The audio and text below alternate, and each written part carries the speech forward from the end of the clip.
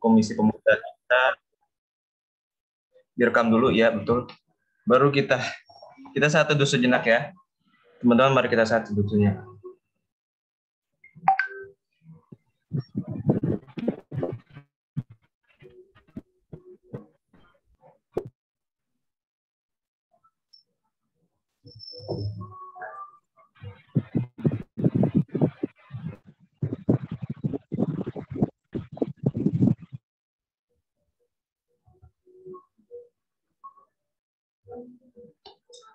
Teman-teman, mari kita membuka ibadah dengan doa dulu. Mari kita berdoa.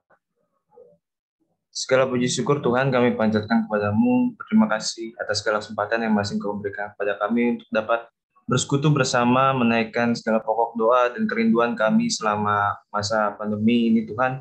Di tengah segala keterbatasan yang ada, biarlah kami tetap senantiasa mau untuk berkumpul bersama, bersekutu, memuji nama-Mu ya Tuhan. Dan pada kesempatan kali ini, biarlah ibadah ini berjalan dengan lancar dari awal hingga pada akhir ya Tuhan. Sertai setiap pelayan yang akan bersama-sama membantu ibadah ini dan juga terkhusus pada Pak Pendeta Indra Kurniadi, biarlah setiap firman yang disampaikan dapat menjadi terang, dapat menjadi kekuatan bagi kami untuk menjalani kehidupan kami selanjutnya di hari-hari ke depan.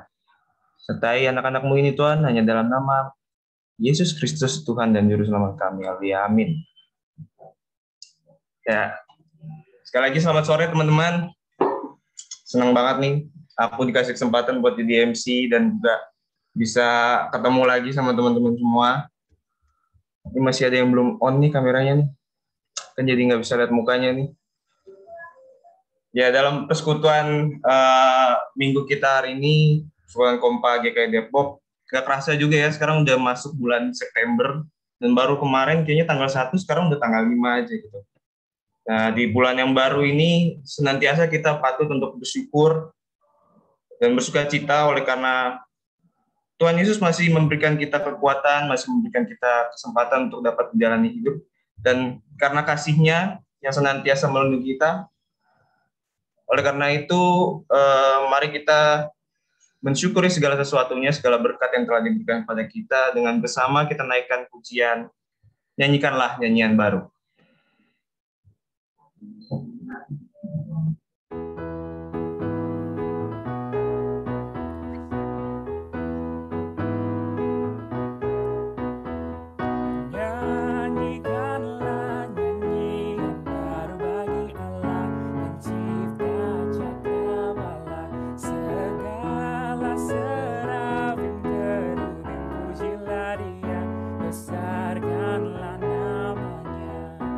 Bersorak-sorai bagi Raja-Mu, bersorak-sorai bagi Raja-Mu.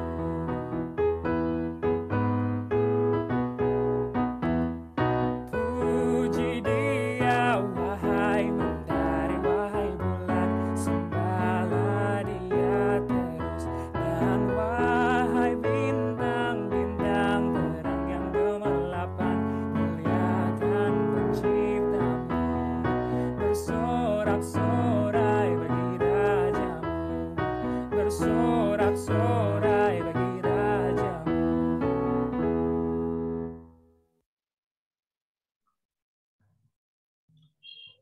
Ya teman-teman, di perjalanan kita selama di hidup ini hingga saat ini di bulan yang baru, seringkali kita tanpa disadari gitu ya, kita mungkin telah melakukan tindakan-tindakan yang terkadang menyakiti sesama kita, menyakiti orang terkasih, bahkan juga menyakiti Tuhan gitu teman. Dan terkadang kita juga masih sulit gitu untuk memberikan pengampunan, untuk mengampuni sesama kita, bahkan orang yang menyakiti kita sekalipun. Teman-teman, dengan segala penyesalan diri, dengan segala kerendahan hati kita, marilah kita mengakui segala dosa-dosa yang telah kita lakukan di hadapannya, dan kita mengaku dosa kita melalui pujian, mengampuni.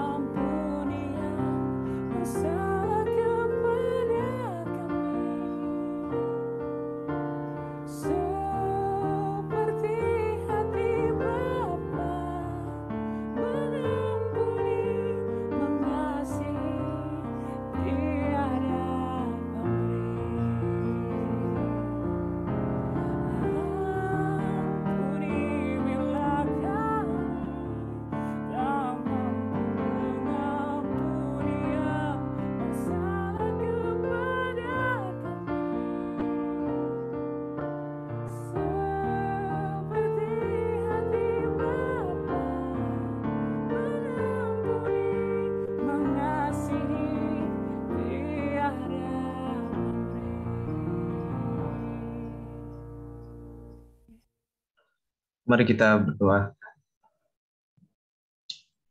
Ya Allah, Bapa yang di sorga, puji syukur kami panjatkan kepadamu Tuhan. Dalam kegiatan ibadah ini kami mengucap syukur dan terima kasih atas berkat penyertaan yang kau berikan.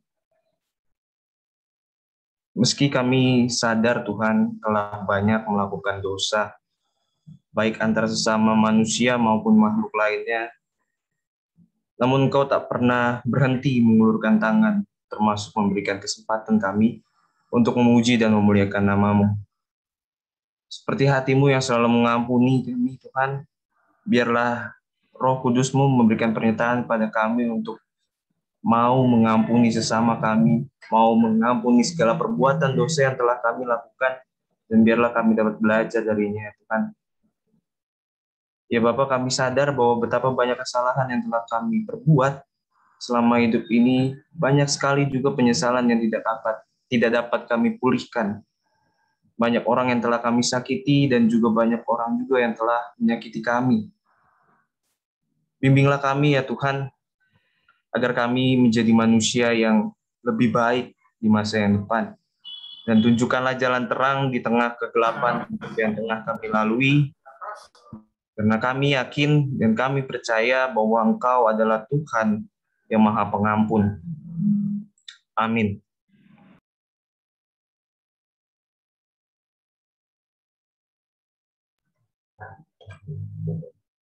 First of the week, ya, atau berita anugerah kita pada hari ini diambil dari Yesaya pasal yang pertama ayat yang 18. Marilah, baiklah kita berperkara firman Tuhan. Sekalipun dosamu merah seperti kirmizi, akan menjadi putih seperti salju. Sekalipun berwarna merah seperti kain kesumba, akan menjadi putih seperti bulu domba. Biarlah firman atau berita anugerah ini menjadi sebuah pengingat bagi kita untuk senantiasa mengaku dosa di hadapan Tuhan dan menjadi terang bagi siapapun, bagi sekitar kita.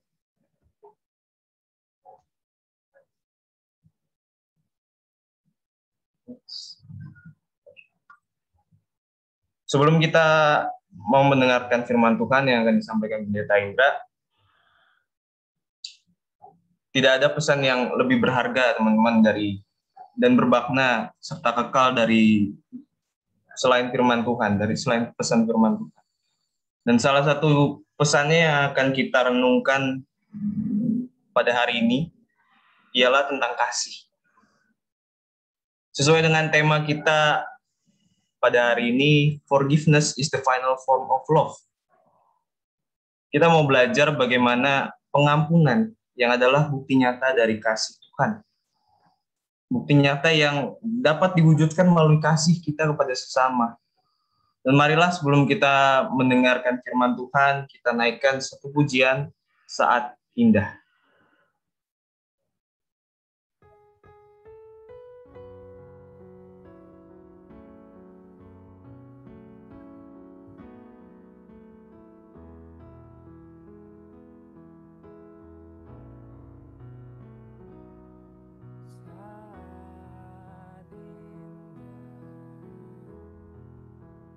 Berhadapan denganmu,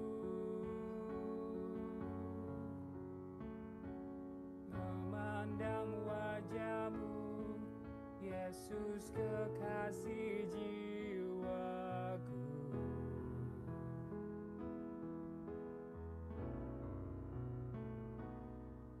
Bawa daku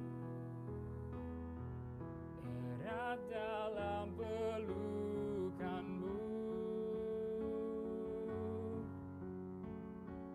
menikmati kasih dan indahnya hadiratmu.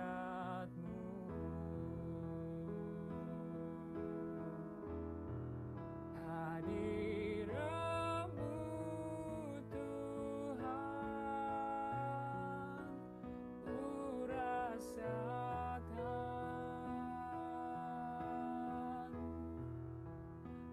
kekudusan-Mu,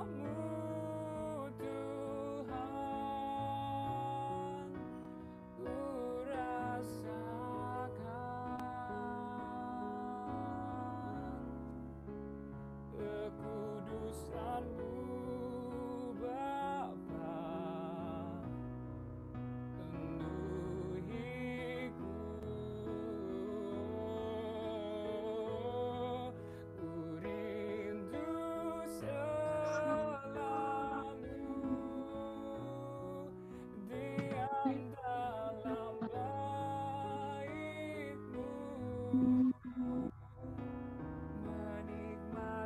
kasih anugerah-Mu.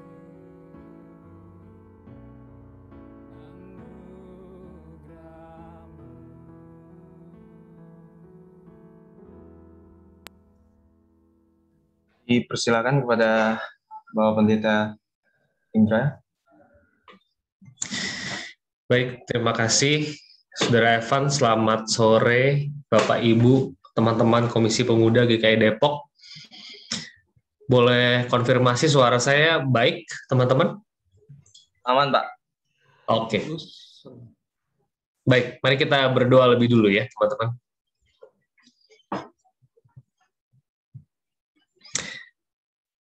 Kami ingin bisa belajar mengenai kasih dan pengampunan Tuhan pada sore ini melalui kitab Filemon. Engkau mau berbicara kepada kami, menolong kami. Tema ini dikotbahkan, didiskusikan berkali-kali Tuhan. Mungkin juga di saat teduhkan lusinan kali dalam hidup kami. Oleh karena itu Tuhan, ketika kami mau mengulanginya pada sore hari ini, kiranya Engkau, Roh Kudus, berbicara kepada setiap kami. Apa yang hamba-Mu persiapkan, air PowerPoint ini Engkau ubah jadi anggur firman Tuhan, sehingga boleh berkesan, membekas, dinikmati oleh setiap orang yang mendengarkannya. Dan segala kemuliaan kembali kepada Tuhan, sebab Tuhan berfirman kepada setiap orang di Zoom meeting ini. Kami juga kembali menyerahkan untuk jaringan dan perangkat yang kami masing-masing gunakan, supaya semuanya ini boleh berfungsi dengan baik, menunjang pelayanan firman pada sore hari ini. Mohon berkat-Mu ya Tuhan. Kami menaikkan doa di dalam nama Tuhan Yesus Kristus. Amin. Ya, teman-teman semua, saya akan berbagi layar kepada teman-teman.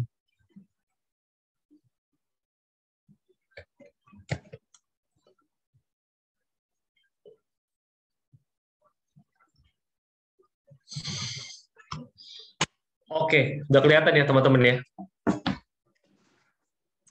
Teman-teman, kita akan membaca kitab Filemon. Hanya 25 ayat ya. Kita baca semuanya ya teman-teman ya, hanya singkat. 25 ayat, satu pasal, satu kitab, yaitu surat Paulus kepada Filemon.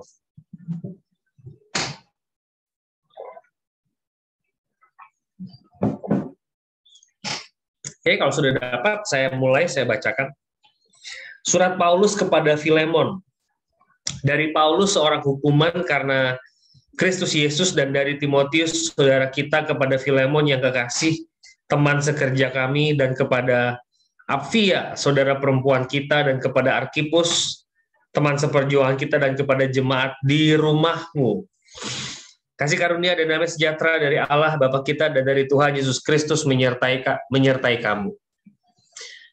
Aku mengucap syukur kepada Allahku setiap kali aku mengingat engkau dalam doaku, karena aku mendengar tentang kasih-Mu kepada semua orang kudus dan tentang iman-Mu kepada Tuhan Yesus. Dan aku berdoa agar persekutuan-Mu di dalam iman turut mengerjakan pengetahuan akan yang baik di antara kita untuk Kristus. Dari kasih-Mu sudah kuperoleh kegembiraan besar dan kekuatan, sebab hati orang-orang kudus telah Kau hiburkan, saudaraku. Karena itu, sekalipun di dalam Kristus aku mempunyai kebebasan penuh untuk memerintahkan kepadamu apa yang harus engkau lakukan. Tetapi mengingat kasih-Mu itu, lebih baik aku memintanya daripadamu. Aku Paulus yang sudah menjadi tua, lagi pula sekarang dipenjarakan karena Kristus Yesus, mengajukan permintaan kepadamu seperti anakku yang kudapat selagi aku dalam penjara, yakni Onesimus. Dahulu memang dia tidak berguna bagimu, tapi sekarang sangat berguna, baik bagimu maupun bagiku. Dia kusuruh kembali kepadamu, dia yaitu buah hatiku. Sebenarnya aku mau menahan dia di sini sebagai gantimu untuk melayani aku selama aku dipenjarakan karena Injil. Tetapi tanpa persetujuanmu aku tidak mau berbuat sesuatu, supaya yang baik itu jangan engkau lakukan seolah-olah dengan paksa, melainkan dengan sukarela. Sebab mungkin karena itulah dia dipisahkan sejenak daripadamu, supaya engkau dapat menerimanya untuk selama-lamanya. Bukan lagi sebagai hamba, melainkan lebih daripada hamba, yaitu sebagai saudara yang kekasih. Bagiku sudah demikian, apalagi bagimu, baik secara manusia maupun di dalam Tuhan. Kalau engkau menganggap aku temanmu seiman, terimalah dia seperti aku sendiri. Dan kalau dia sudah merugikan engkau ataupun berhutang kepadamu, tanggungkanlah semuanya itu kepadaku. Aku Paulus menjaminnya dengan tulisan tanganku sendiri. Aku akan membayarnya. Agar jangan kukatakan, tanggungkanlah semuanya itu kepadamu. Karena engkau berhutang padaku, yaitu dirimu sendiri. Ya, saudaraku, semoga engkau berguna bagiku di dalam Tuhan. Hiburkanlah hatiku di dalam Kristus. Dengan percaya kepada ketaatanmu, kutuliskan ini kepadamu. Aku tahu lebih daripada permintaanku ini akan kau lakukan. Dalam pada itu bersedialah juga memberi tumpangan kepadaku. Karena aku harap oleh doamu, aku akan dikembalikan kepadamu. Salam kepadamu dari Epafras, teman sepenjara karena Kristus Yesus. Dan dari Markus, Aristarkus, Demas, dan Lukas, teman-teman sekerjaku. Kasih karunia Tuhan Yesus Kristus menyertai roh kamu. Oke, sampai di sini firman Tuhan. Mudah-mudahan saudara tetap mengikuti ya tadi ya, panjang ya. Oke, saudara, sore ini kita akan PA. Jadi saya akan banyak menggali surat Filemon ini. Saya jarang khotbah Zoom dengan bentuk PA ya, tapi di Komisi Pemuda GKI Depok saya diminta untuk mengulasnya, jadi saya akan PA selama 35 menit. That's why saya minta teman-teman kalau misalnya nanti saya tanya, tolong jawab ya. Saya percaya teman-teman pemuda, jadi kalau remaja kan biasa masih malu-malu ya. Mudah-mudahan teman-teman di sini tidak malu-malu, bisa open mic langsung menjawab. Anyone, please silahkan, siapapun Anda boleh, terutama yang anak-anak muda ini ya.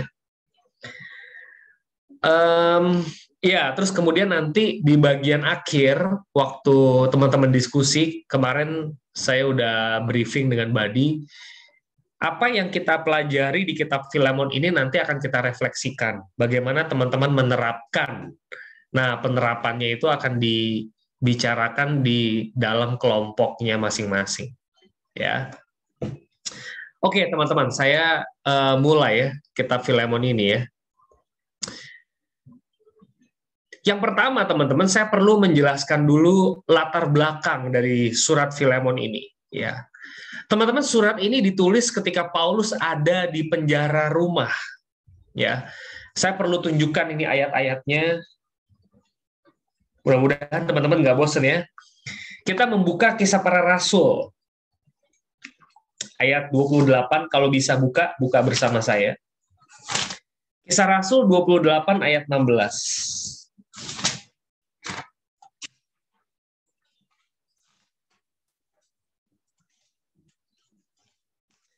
Kisah Rasul 28 ayat 16, 30, 31.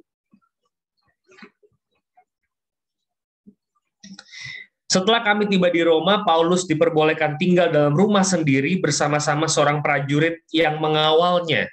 Oke. Ayat 30, 31. Dan Paulus tinggal 2 tahun penuh di rumah yang disewanya sendiri itu, ia menerima semua orang yang datang kepadanya. Perhatikan. Ia menerima semua orang yang datang kepadanya.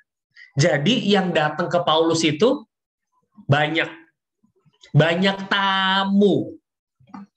Dengan terus terang dan tanpa rintangan apa-apa, ia memberitakan kerajaan Allah dan mengajar tentang Tuhan Yesus Kristus. Intinya dia penginjilan di penjara itu.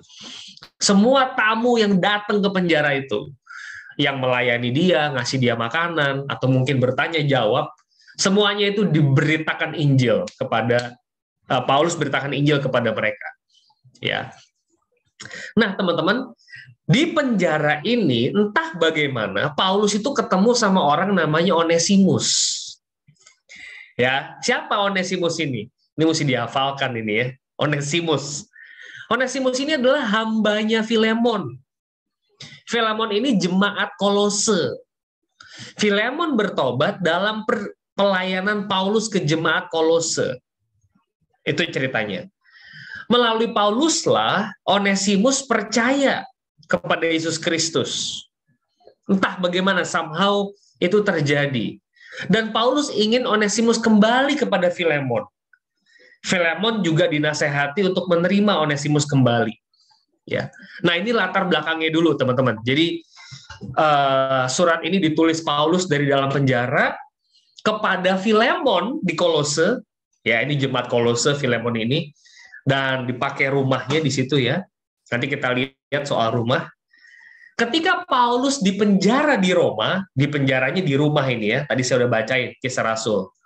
Banyak orang silih berganti datang menemui Paulus. Salah satu tamunya adalah Onesimus. Oke? Dilayani di situ sampai Onesimus bertobat, percaya Yesus. Nah, itu yang pertama latar belakangnya, ya. Berikutnya, siapa ini Apfia nih ya? Di Filemon 1 ayat 2 tuh ada tuh. Kemungkinan istri Filemon, kemungkinan, nggak tahu persis ini ya. Arkipus mungkin anak Filemon atau tua-tua di gereja Kolose. Arkipus mungkin juga termasuk penerima surat yang bisa membaca surat ini bersama-sama dengan Filemon. Ini sedikit informasi buat teman-teman. Nah, 1 ayat 2 nih, kita mulai ya, PA-nya ya. Jemaat di rumahmu berarti bahwa pada masa itu tidak ada gedung gereja. Mereka berbakti di rumah-rumah karena penganiayaan yang tinggi terhadap orang percaya. Ngumpul di satu gedung itu menunjukkan identitas Kristiani. Nggak bisa seperti itu. Makanya persekutuan, kehidupan kongregasi berjemaat itu dibuat di rumah-rumah. Ya, ini mungkin mirip seperti di Cungko ya. Orang banyak bikin gereja bawah tanah istilahnya, atau gereja non pemerintah. Itu di rumah-rumah itu banyak gereja. Ya, saya dapat cerita juga orang itu sambil ibadah sambil ngejaga ya. Kalau prajurit datang, si tuan rumahnya itu akan mengajak pembicaranya lari melalui jalan bawah tanah. Itu mereka udah ready ya. Jadi ibadahnya itu di rumah ini teman-teman. Ya, di Kolose. Berikutnya teman-teman, 1 ayat 4 sampai 7. Nah, ini ya. Teman-teman, saya minta baca dan saya mau tanya, Filemon orang kayak apa menurutmu? Silakan, siapa yang mau jawab?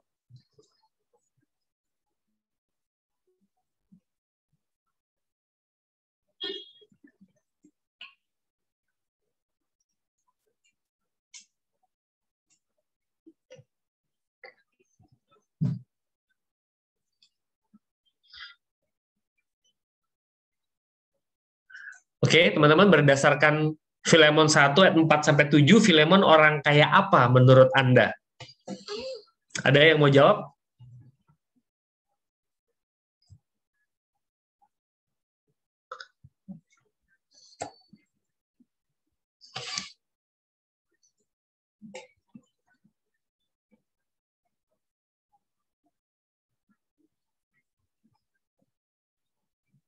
Kayaknya Anda malu-malu juga ya, kayak anak remaja. Beberapa masih remaja nih, masih muda-muda kayak. Ada yang mau jawab? Filemon orang kayak apa?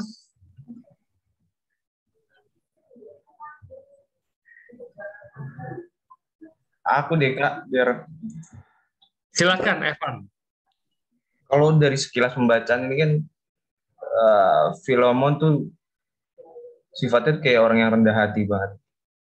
Dia yang apa? Kalau nggak salah dia kan juga seorang yang kaya dalam jemaat Kolose juga kan. Tapi dia juga memiliki sifat yang rendah hati.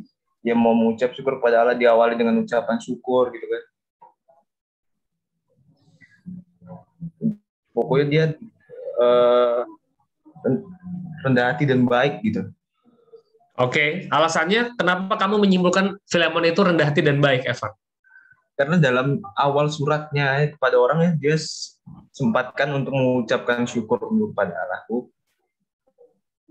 Dan juga dia menyapanya dengan awal ucapan syukur dan langsung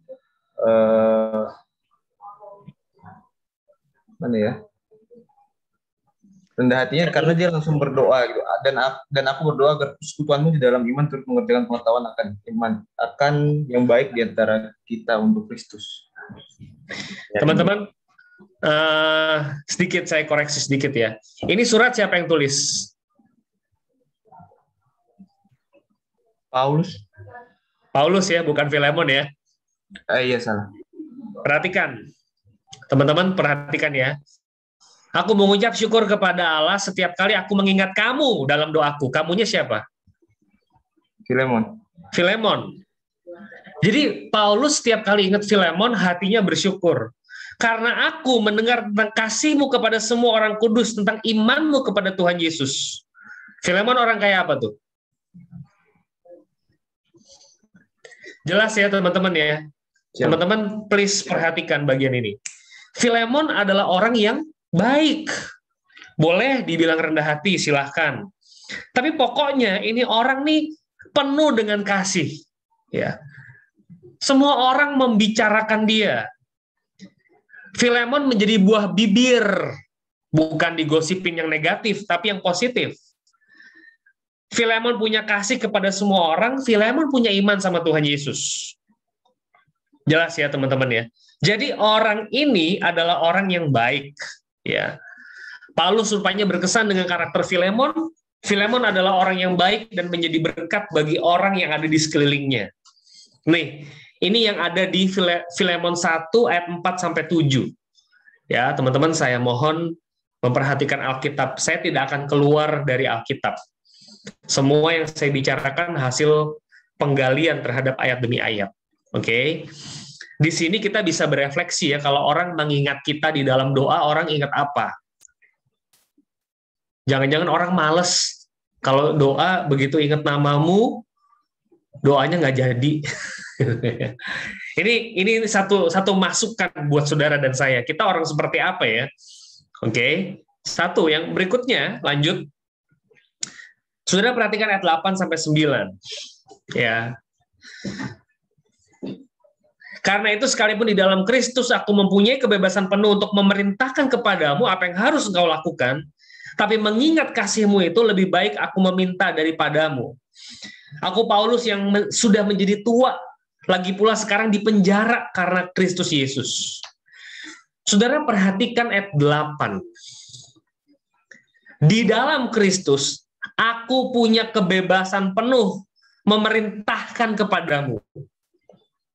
Artinya apa? Paulus itu punya otoritas untuk memerintahkan Filemon menerima Onesimus.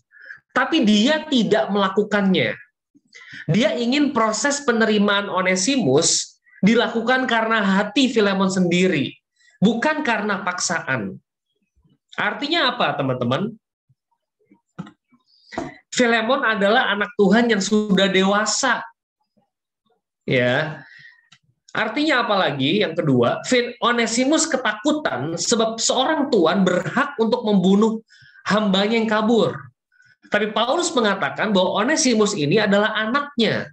Artinya dia sudah bertobat. Onesimus kemungkinan ada berbuat salah sama Filemon. Ya. Teman-teman, kita sudah masuk di kesimpulan sebetulnya.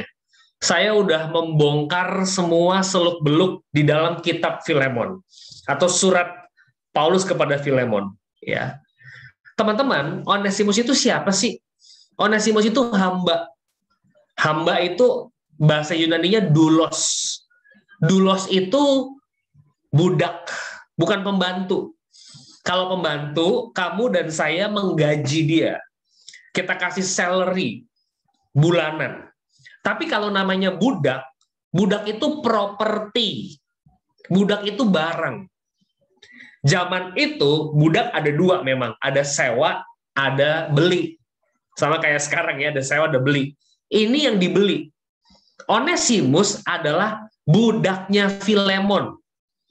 Budak itu artinya seluruh hidupnya itu milik tuannya. Nampaknya teman-teman, Onesimus ini punya salah sama Filemon. Kita nggak tahu. Bisa jadi Onesimus pernah mencuri, bisa jadi, most likely. Kita nggak tahu apa.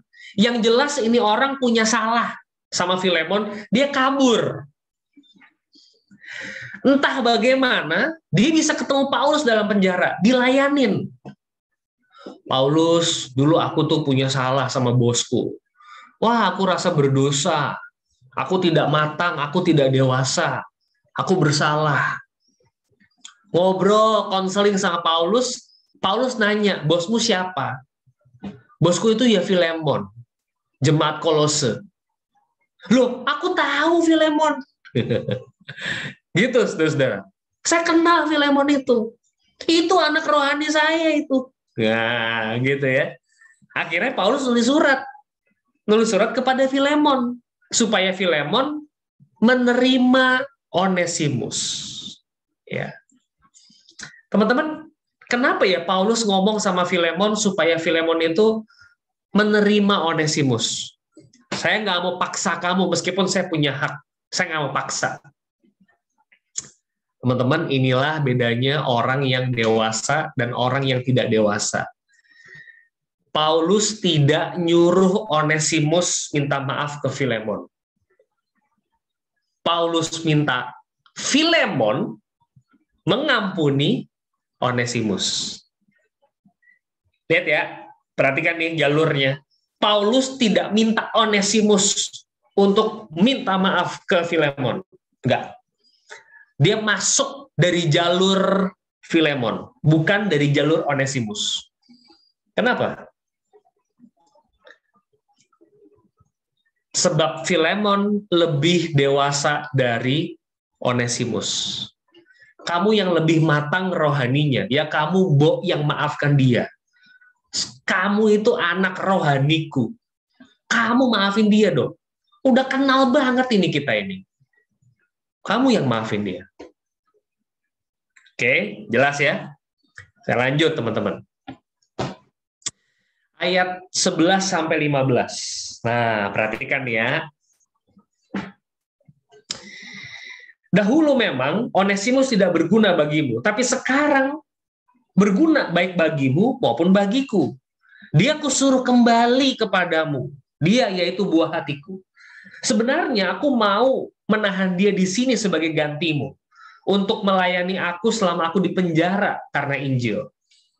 Tetapi tanpa persetujuanmu aku tidak mau berbuat sesuatu supaya yang baik itu jangan kau lakukan seolah-olah dengan paksa, melainkan dengan sukarela. Sebab mungkin karena itulah dia dipisahkan sejenak daripadamu, supaya engkau dapat menerimanya untuk selama-lamanya. Teman-teman, kata Onesimus itu sendiri artinya berguna. Paulus sebenarnya ingin Onesimus bisa melayani. Namun lebih perlu Onesimus kembali ke Filemon untuk rekonsiliasi. Pelajaran apa buat kita? Perhatikan teman-teman baik-baik. Onesimus dibutuhkan nggak sama Paulus di penjara? Dibutuhkan. Dia bisa melayani Paulus. Ya, saya lihat teman-teman di sini ada pertobatan di dalam diri Onesimus. Setelah Paulus preaching the gospel, mendeliver the message kepada Onesimus, Onesimusnya berubah. Wah, dia melayani Paulus pasti.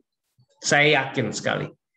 Tetapi Paulus berkata di ayat 11-15, lebih baik dia pulang ke kamu, Filemon. Lebih baik dia pulang. Kenapa? Rekonsiliasi itu sangat penting.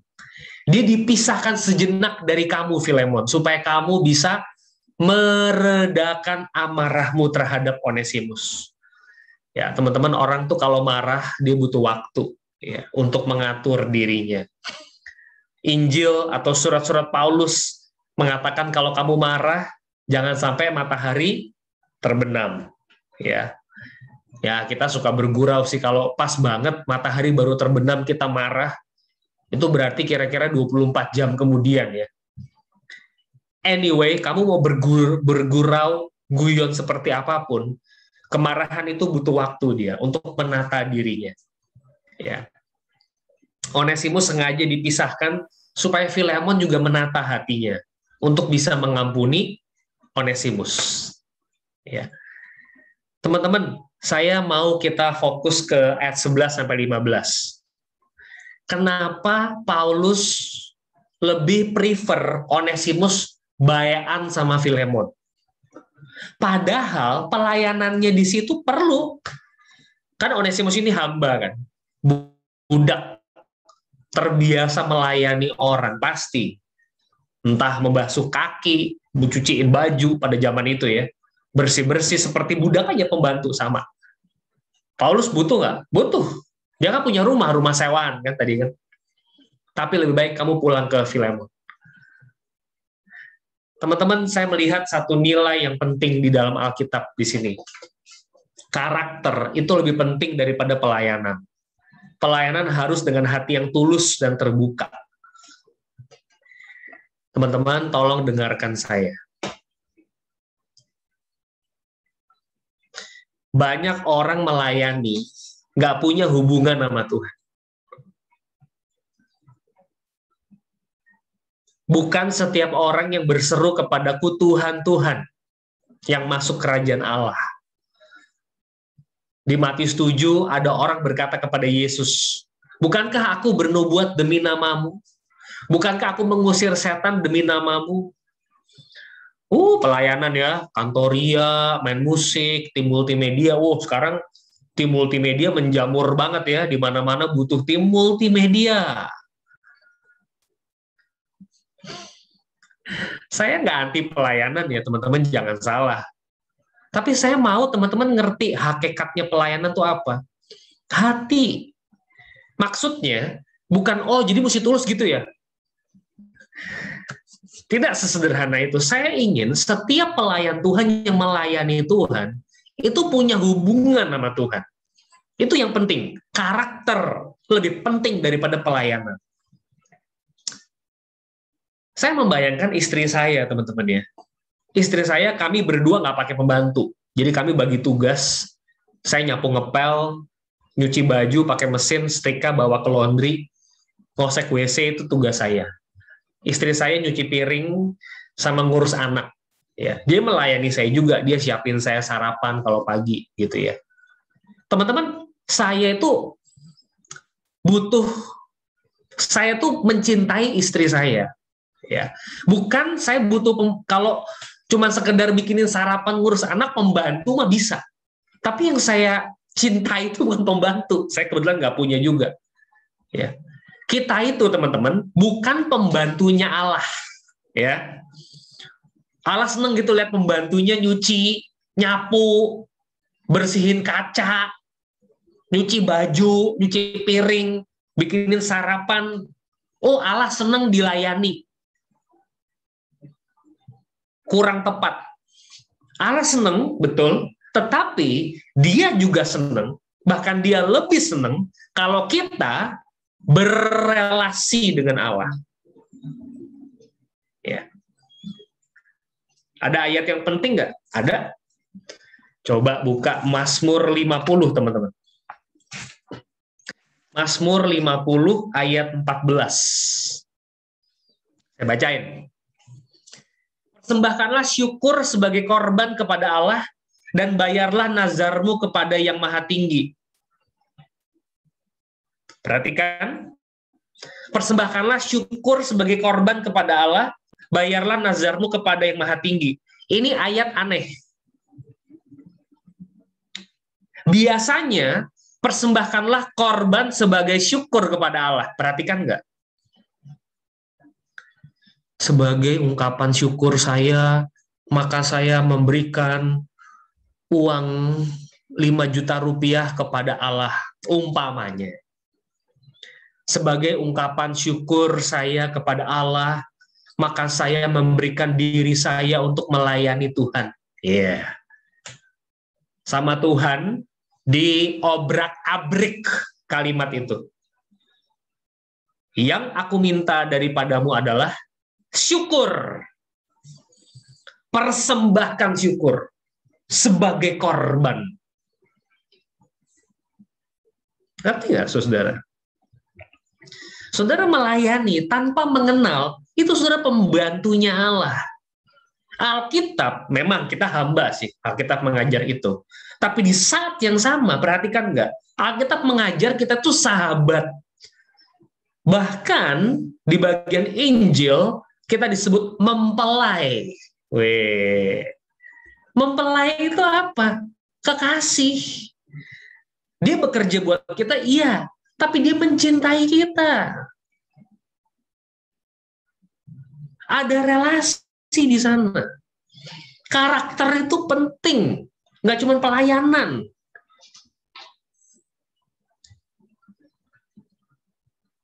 Saudara perhatikan poin ini baik-baik ya. Saya merasa diberkati sekali dari surat Filemon ini. Surat Paulus kepada Filemon.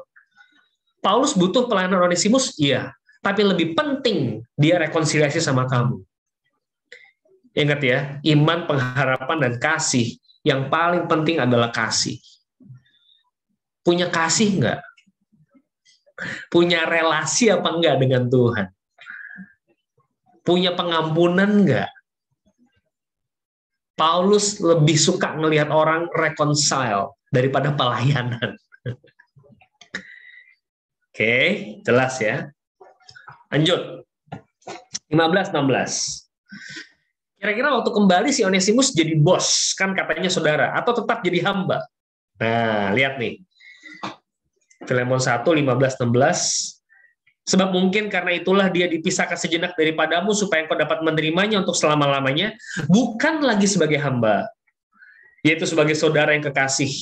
Bagiku sudah demikian, apalagi bagimu. Baik secara manusia maupun di dalam Tuhan. Ya. Waktu Onesimus balik, berubah nggak status sosialnya? Atau dia tetap jadi hamba?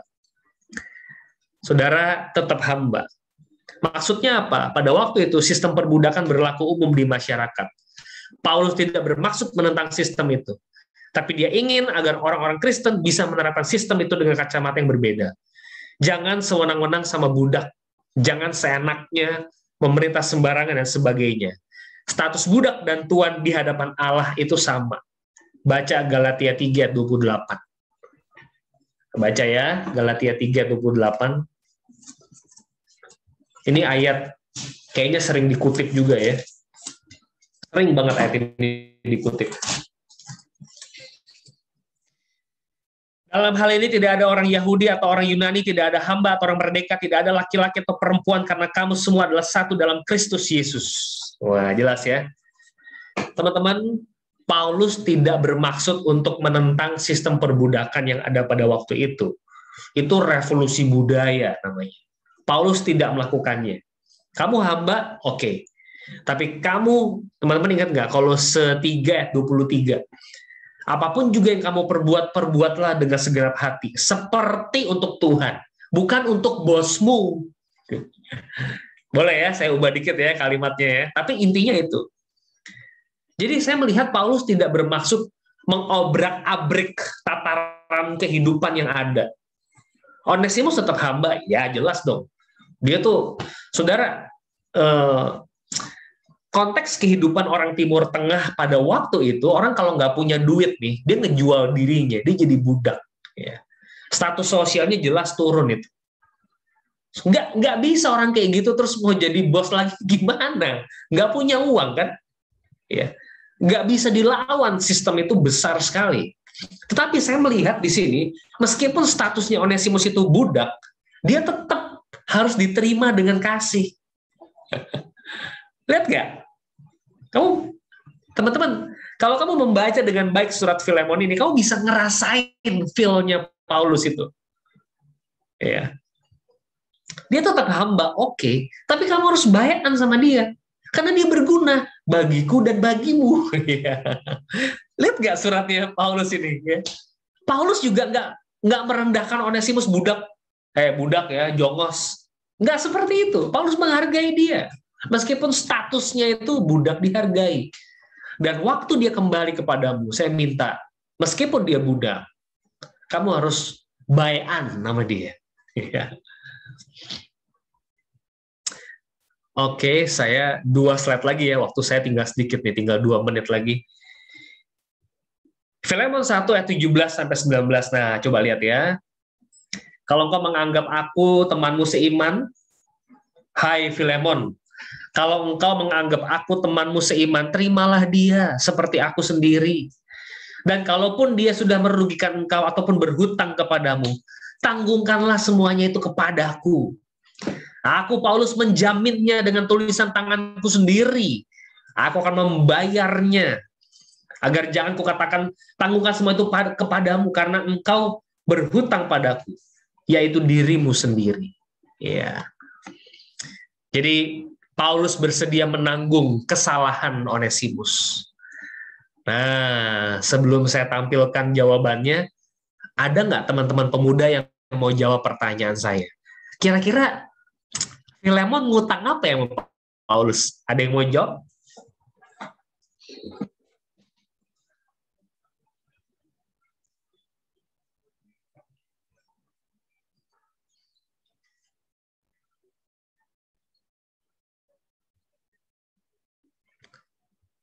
Saya jawab aja ya, daripada lama. Paulus adalah bapak rohaninya yang membimbing Filemon selama ini. Paulus minta utangnya dilunasin, iya, dengan menerima Onesimus. Teman-teman, orang itu kalau dibimbing secara rohani, ya, waduh, pertumbuhan rohani itu mau bayar berapa? Mahal sekali. Mahal sekali. Teman mengerti ya? Paulus minta sama Filemon, udahlah Filemon, ampuni dia. Nggak enak dong, Filemon sama Paulus ini yang minta gurunya. Orang yang membawa Filemon kepada Kristus. Sekarang orang itu minta supaya aku mengampuni budak yang berhutang kepadaku. Disinilah saya belajar, saudara, ini slide terakhir saya. Kasih ya kasih. Ya. Nah, ini bahasa Indonesia keren ya. Kasih, ya kasih. Bahasa Inggris nggak begitu keren. Love is giving. Tapi forgiving itu giving dalamnya. Maksudnya begini, saudara-saudara ya.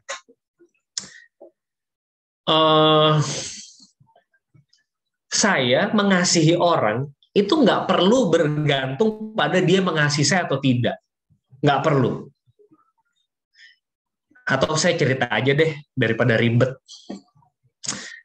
Saya sebagai pendeta jemaat pernah melayani 2 orang ibu yang berkelahi, konflik. Ya. Ada satu ibu di depan saya, di kantor saya, ngomong sama saya, Pak, saya marah sekali sama ibu. Sebut saja namanya Ibu Bunga, begitu ya. Saya marah sekali sama Ibu Bunga itu. Karena Ibu Bunga itu bla bla bla bla bla bla. Bayangin ada orang duduk di kantor saya menceritakan kemarahannya dengan api yang tak kunjung padam. 3-5 menit lah dia ngoceh kemarahannya. Tiba-tiba Ibu Mawar, musuhnya itu di depan, ketok pintu kantor saya. Musuhnya itu. Tapi api kemarahannya lagi membara nih teman-teman. Ibu Mawarnya masuk. Ya. Oh sorry, Ibu Bunga bilang sama saya, pokoknya kalau sebelum Ibu Mawar itu minta maaf sama saya tidak akan pernah mengampuni dia. Wah, gitu ya. Sebelum Ibu Mawar itu minta maaf sama saya tidak akan pernah mengampuni. Kalau dia minta maaf, saya maafin. Bayangin ya, itu kobaran api kemarahan lagi dahsyat. Tiba-tiba ketok pintu. Masuklah si Ibu Mawar itu. Di depan mata saya minta maaf. Maafin saya ya. Nah, teman-teman, dimaafin nggak sama si ibu bunga ini? Tidak dimaafin. Depan mata saya. Ibu bunganya bilang, kamu minta maaf, munafik aja kamu. Iya. Teman-teman, ini hidup tuh kayak gini ya. Kasih itu apa? Kasih itu ya kasih. Kasih itu nggak pernah menerima. Saya mau mengasihi kalau itu bukan kasih namanya. Kasih itu saya mengasihi kamu, even kamu nggak minta maaf, saya akan memaafkan kamu. Itu kasih. Kasih ya kasih. Pengampunan itu tidak pernah bergantung daripada orang. Pengampunan bergantung dari diri kita. Waktu kita mengampuni, kita dibebaskan dari perasaan bersalah itu. Saya lebih lega. Ya. Makanya saya lihat di sini Paulus, yang dikejar sama Paulus itu adalah Filemon, bukan Onesimus. Meskipun Onesimus saya tahu bertobat, baru aja bertobat dilayani Paulus di penjara rumah itu. Tapi Paulus tahu persis Filemon itu anak muridnya dari dulu. Dan Paulus mau, kamulah duluan lah, kamu kan udah mateng rohaninya. Kamu punya rumah, kamu pakai buat ibadah. Wih, dahsyat banget kamu. Kamulah yang ampuni dia. Ya, pengampunan itu dimulai dari orang yang lebih dewasa di dalam Kristus. Teman-teman, semoga ini bisa memberkati. Nanti di dalam small group ini akan dielaborasi. Bolehkah saya minta teman-teman untuk berdoa kepada Tuhan? Saya nggak tahu kamu bergumul apa dengan Tuhan. Siapa yang bikin kamu marah? Kasih ya kasih. Nggak semudah itu, Ferguson. Ya, saya tahu. Saya juga kan manusia yang ngalamin itu. Tapi saya kan pemberita Injil. Saya harus sampaikan apa yang Tuhan juga sampaikan. Bolehkah saya minta waktu 30-60 detik? Teman-teman berdoa. Terutama buat orang-orang yang teman-teman nggak suka, marah, dan sebagainya. Mari kita berdoa.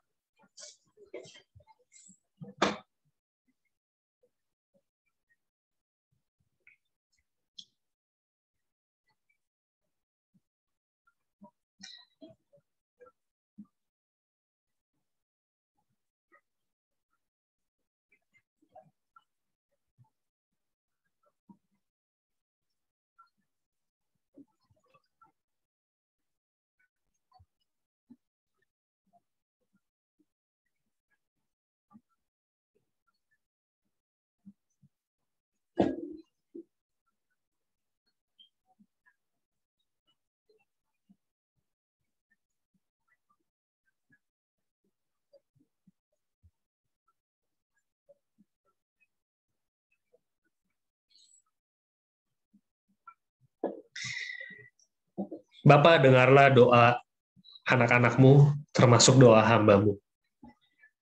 Di dalam nama-Mu, Tuhan Yesus Kristus, Allah yang penuh kasih, kami berdoa. Amin.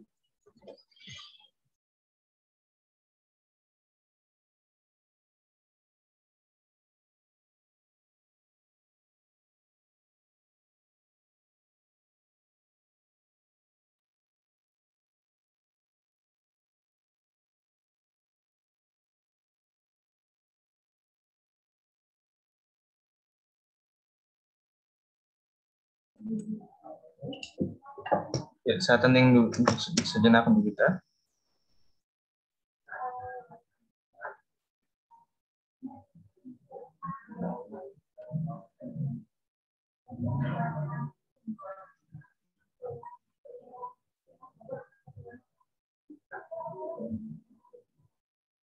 Lanjut.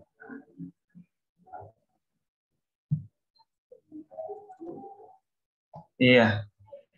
Ini boleh dilihat dulu nih teman-teman, mungkin ada yang mukanya ini masih banyak yang belum buka kamera sih. Jadi aku nggak tahu nih ada yang muka-muka baru atau enggak nih. Yang kulihat sih ada Kak Berta sama Bang Pen. Bisa dibuka dulu kameranya. Belum make upan nih berarti. Nah, gitu dong. Teman-teman yang lain juga, Bang Pen bisa nanti mengisi link yang ada di ini buat data. Selamat datang untuk pasangan baru terkhusus Bang Pen. Dan untuk menyambut teman-teman yang baru datang, baru bersekutu bersama dengan kita, mari kita menyanyikan lagu It's Good to See You.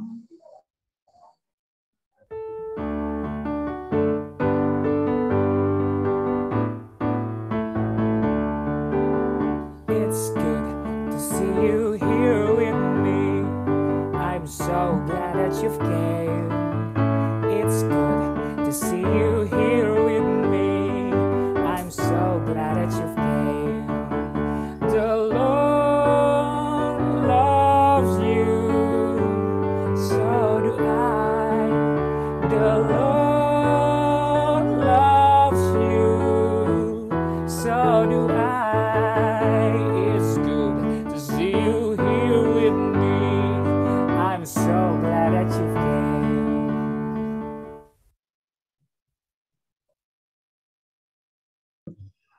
Udah di on belum sih? Bang Pennya malah kabur, Bang. Jangan kabur, Bang. Nah, ini juga mau mengucapkan selamat ulang tahun kepada teman-teman yang di bulan-bulan sebelumnya dan bulan ini berulang tahun, terus buat Kristo, buat Gohi, buat Josafat, Naomi, dan terkhusus untuk diri saya sendiri. Selamat ulang tahun.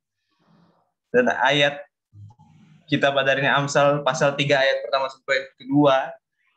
Hai anakku, janganlah engkau melupakan ajaranku dan biarlah hatimu memelihara perintahku, karena panjang umur dan lanjut usia serta sejahtera akan ditambahkannya kepadamu. Selamat teman-teman semua. Terus buat saya juga, selamat Pan. Mari bersama-sama kita menyanyikan lagu Selamat Ulang Tahun.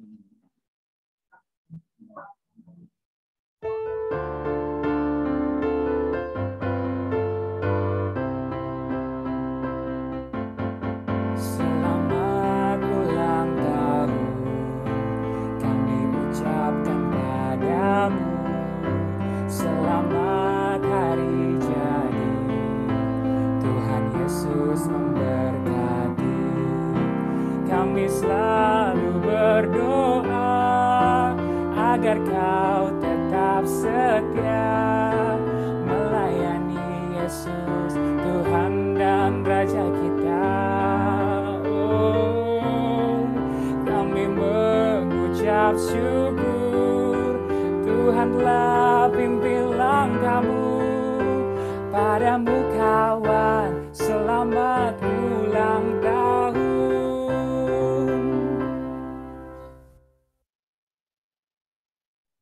Ya, persembahan kita pada hari ini diambil dari Roma pasal yang 12 ayat yang pertama.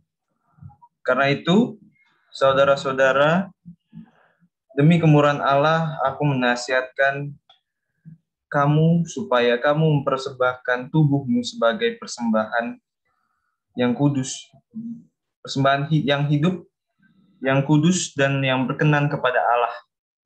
Itu adalah ibadahmu yang sejati.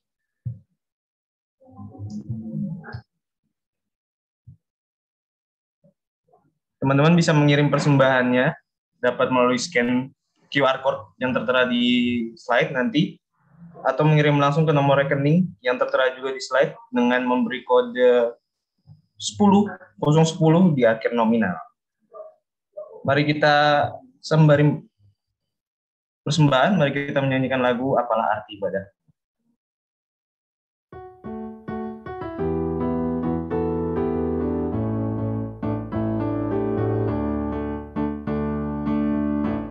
Apalah arti ibadahmu kepada Tuhan, bila tiada rela sujud dan sungguh. Apalah arti ibadahmu kepada Tuhan, bila tiada dan syukur. Ibadah sejati jadikanlah persembahan. Ibadah sejati kasihilah sesamamu. Ibadah sejati yang berkenan bagi Tuhan. Jujur dan tulus ibadah murni bagi Tuhan.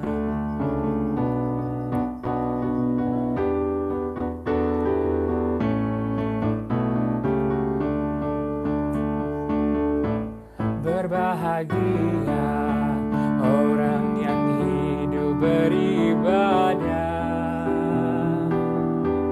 yang melayani orang susah dan lemah, dan penuh kasih menolong orang yang terbeban. Itulah tanggung jawab orang beriman. Ibadah sejati jadikanlah persembahan. Ibadah sejati kasihilah sesamamu. Ibadah sejati yang berkenan bagi Tuhan. Jujur dan tulus ibadah murni bagi Tuhan. Persilakan pada Pak Indra.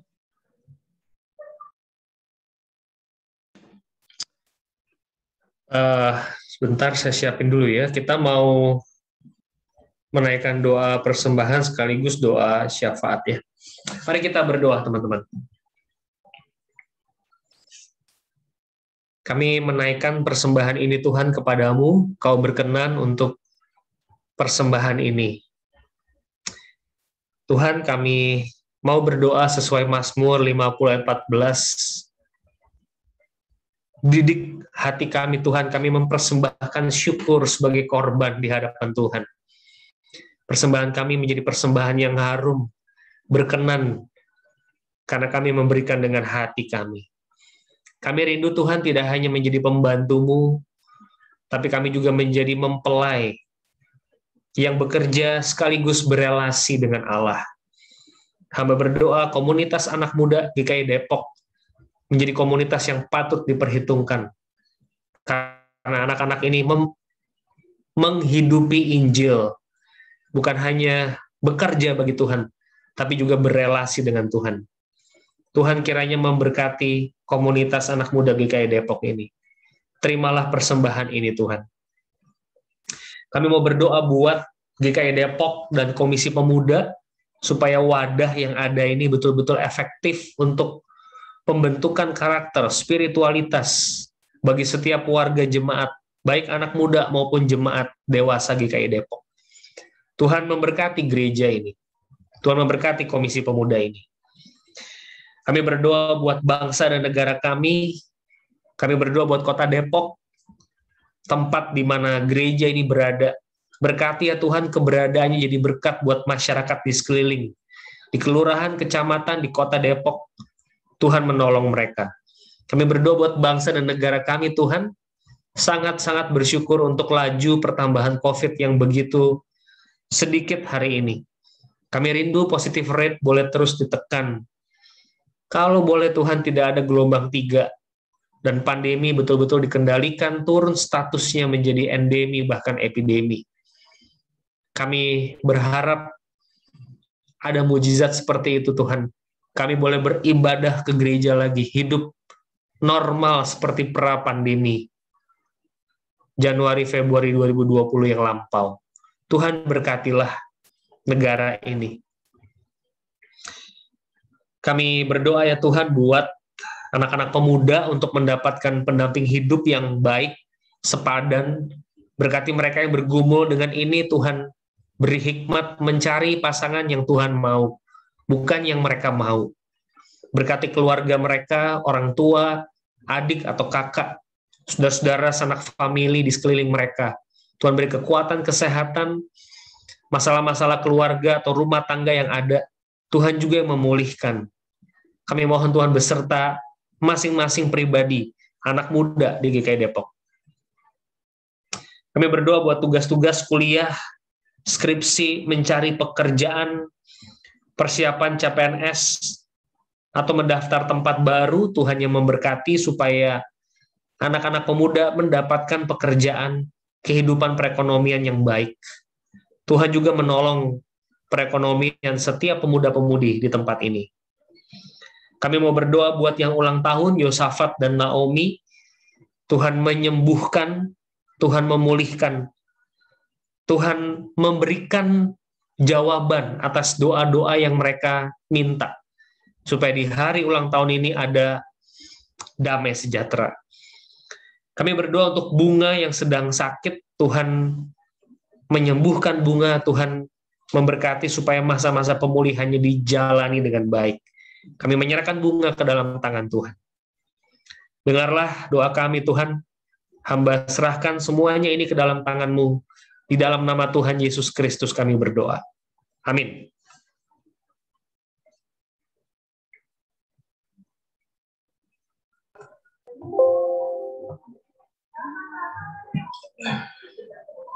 Ya teman-teman, terasa kita udah mau mengakhiri ibadah ini, dan sebagai anak Allah yang senantiasa dilengkapi kasih sayang dari Tuhan, alangkah baiknya kita juga memberikan kasih tadi itu, tanpa perlu menunggu timbal balik, tanpa pamrih.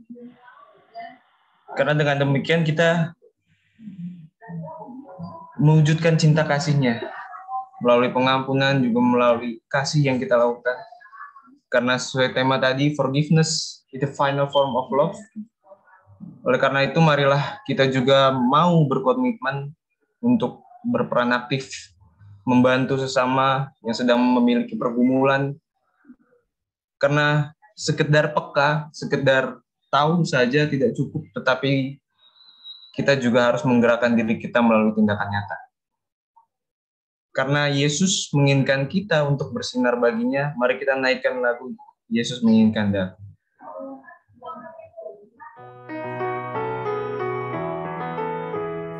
Yesus menginginkan daku bersinar baginya, dimanapun ku berada, ku mengenangkannya. Bersinar, bersinar, itulah kehendak Yesus. Bersinar, bersinar, aku bersinar terus. Kumohon Yesus menolong, menjaga hatiku, agar bersih dan bersinar meniru Tuhanku. Bersinar, bersinar, itulah kehendak Yesus. Bersinar, bersinar, aku bersinar terus. Silakan Pak Indra. Baik, saudara-saudara, mari kita mengarahkan hati kita kepada Tuhan. Arahkanlah hatimu kepada Tuhan. Jadilah pemuda yang aktif dan mau bergerak, mau berkomitmen untuk lebih peka terhadap situasi saat ini. Berikan dirimu menjadi jalan berkat-Nya bagi sesama. Pergilah dalam damai sejahtera dan terimalah berkat dari Tuhan. Kasih karunia Tuhan Yesus Kristus dan kasih Allah dan persekutuan Roh Kudus menyertai kamu sekalian kini sampai selamanya. Amin.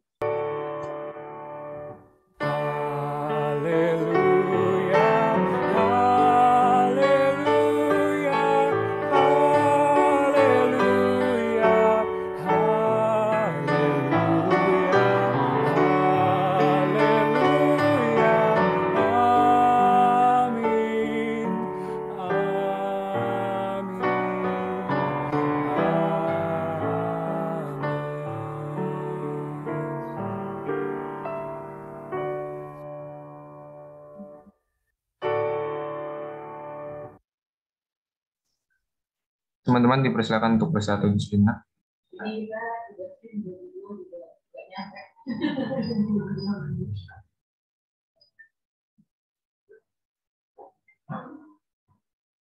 Ya, maksudnya nanti kalau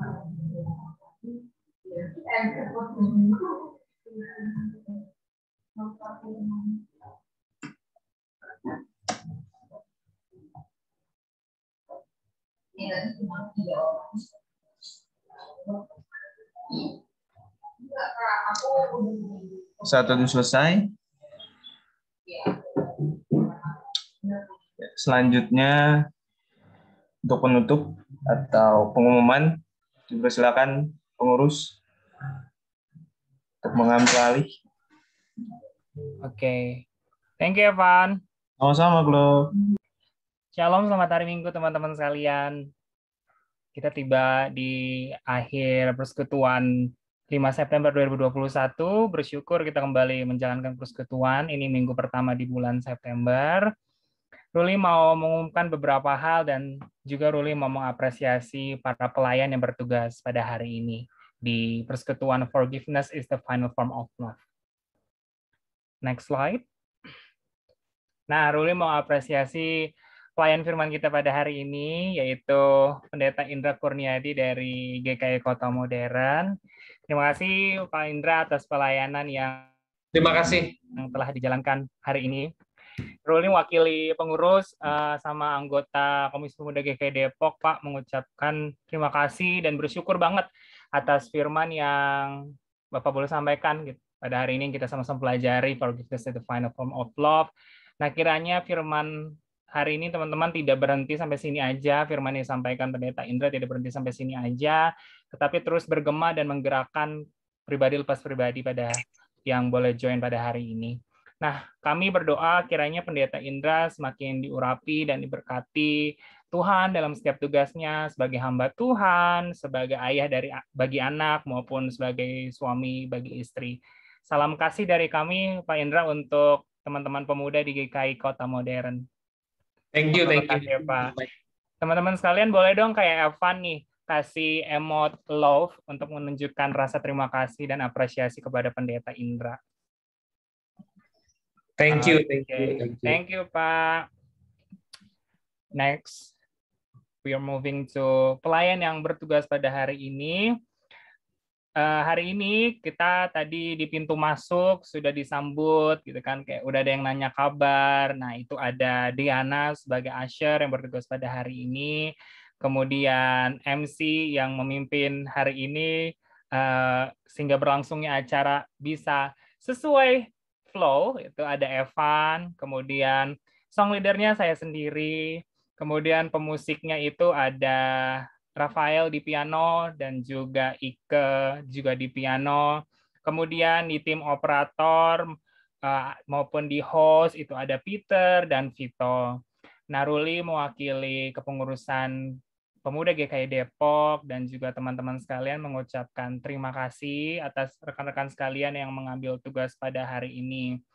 Sebenarnya ada satu lagi, cuman karena kita lupa chat, bukan lupa sih sebenarnya ya, karena kita kan tahunya beberapa hari ini sebelum menuju hari H ada Penatua Antonius Huta Barat. Om Antonius, terima kasih telah menyempatkan diri sebagai pendamping persekutuan pada hari ini. Kami juga mengucapkan terima kasih. Kiranya kita bisa bertemu lagi di kepelayanan selanjutnya, teman-teman. Tuhan Yesus memberkati. Boleh dong kasih emoji love juga kepada teman-teman pelayan yang bertugas pada hari ini. Mantoliti. Next. Oke, ini dari bulan Kesaksian dan Pelayanan GKI Depok, karena kita sedang ada di bulan September, tandanya kalau di GKI Depok itu adalah bulan Kespel. Nah, kepanitiaan Kespel tahun ini membuat khusus webinar yang ditujukan kepada teman-teman pemuda. Nah, temanya adalah The Power of Brand Communication and Social Media. Itu akan berlangsung pada 19 September 2021, itu hari Minggu, pukul 3 sore. Nah, mungkin kalau ada yang bertanya, Ruli, M3 itu kan M3 ya, Li, bukannya M3 itu ada Persekutuan Pemuda. Nah, teman-teman sekalian, nanti kita akan lihat timeline khusus bulan ini persekutuan akan diadakan M1 dan di M4. Nah, bulan Kespel, kepanitiaan bulan Kespel mengajak teman-teman sekalian untuk bisa join. Narasumbernya ada dari Traveloka dan Monomoly. Nah, teman-teman sekalian yang mau mendaftar bisa scan QR code sekarang juga yang ada di kiri bawah atau ke link tinyurl.com/w19sep tinyurl.com/w19sep. Kita akan bersama-sama belajar mengenai the power of brand communication and social media. Teman-teman yang berjiwa usaha, yang mau buka usaha atau pengen kepo digital marketing, social media marketing, boleh join webinar ini karena jumlah peserta terbatas, tidak dipungut biaya, dan pendaftaran ditutup 18 September serta akan diadakan giveaway quiz bagi para peserta. Bagi teman-teman yang join, boleh ke tinyurl.com/w19sep. Oke, next pengumuman. Nah, ini timeline kegiatan kita yang tadi sudah Ruli sempat singgung. Kita akan bertemu lagi pada 26 September 2021 di jam yang sama, pukul 4 sore, karena tadi M3 dikhususkan supaya kita teman-teman bisa bergabung di webinar pemuda yang diadakan Kespel. Kita akan dilayani oleh hambanya Pendeta Helen Aramada dari GKI Peterongan. Kita akan sama-sama membahas tentang money hunger. Nah, apakah cinta uang itu betul? Atau uang membunuh segalanya? Atau uang itu bermanfaat? Atau gimana? Kita temukan jawabannya pada 26 September. Lalu kita juga akan bertemu kembali di Minggu 3 Oktober, pukul 4 sore. Kita akan dilayani, semoga Ruli spelling namanya tidak salah, dari GKI Gresik, hambanya Pendeta Voera Gea. Kita akan sama-sama belajar mengenai keadilan Allah, kemurahan, atau kemarahan. Sampai bertemu di persekutuan selanjutnya ya, teman-teman. Oke, next slide. Oke, kita foto. Kita mau foto bersama sebelum kita berpisah untuk menjalankan kelompok berdampak. Kita mau ambil foto. Teman-teman pengurus yang bertugas untuk jepret, siapakah? Screenshot. Aku. Okidoki. Teman-teman boleh yang belum on cam bisa menyalakan kameranya Yo, sebentar. nyalain dulu kameranya. Biar nanti muncul di Instagramnya kompak ya, Put ya. Betul. Hana tuh belum, Hana. Yuk, Hana. Multimedia GKID itu belum tuh. Hana kemana ini Hana? Mana? Oke, kalau gitu kita foto dulu aja ya. Oke. Ada gayanya Ini nggak, untuk Put? Nggak usah lah, bebas lah. Oh, bebas. Bebas ya, baik. Halaman pertama dulu ya. Yuk, 1, 2, 3. Oke, sebentar. Oops. Halaman 2. Ayo, 1, 2, 3. Oke, sudah. Terima kasih. Aman, Put? Aman terkendali? Aman. Tidak ada yang aneh? Tidak. Aman. Oke, siap. Mantul. Mantuliti. Oke, teman-teman sekalian, kita sudah foto bersama. Next slide-nya. Sudah pasti kita akan apa nih? Kompak kan? Oke, betul. Itulah pengumuman pada hari ini. Semoga teman-teman terberkati oleh firman yang disampaikan oleh Pendeta Hendra pada hari ini. Sampai bertemu di agenda selanjutnya, berarti bertemu di webinar Kespel dan juga di persekutuan minggu pada minggu keempat di bulan ini. Terima kasih teman-teman sekalian. Tuhan Yesus memberkati. Sampai berjumpa di kompak ya. Di kompak masing-masing. Dan pelayan boleh kita akan breakout room untuk evaluasi. Bye-bye. Selamat hari Minggu.